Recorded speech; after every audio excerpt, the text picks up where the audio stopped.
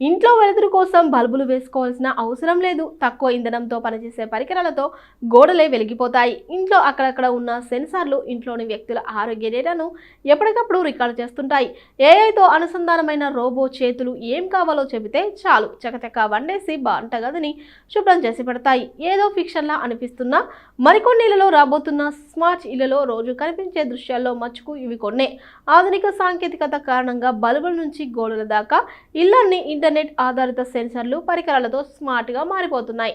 పూర్తిగా కాకపోయినా ఇప్పటికే అనేక ఐఓటీ ఆధారిత స్మార్ట్ గాడ్జెట్లు ఇళ్లలోకి ప్రవేశించాయి. ఐఓటీ ఆధారిత ప్యాకెట్లతో ఫోన్లోని యాప్ల ద్వారా ఇంట్లో ఎలక్ట్రిక్ పరికరాలను ఆన్ ఆఫ్ చేసుకునే వీలు ఏర్పడుతుంది.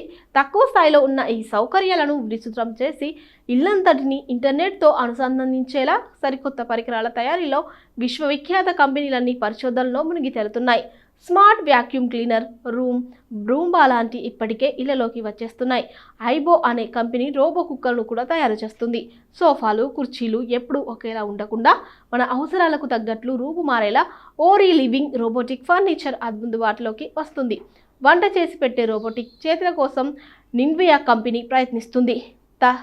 తస్మాత్ జాగ్రత్త, ఈ స్మార్ట్ పరికరాలతో సౌకర్యాలతో పాటు ప్రమాదం పొంచి ఉంది.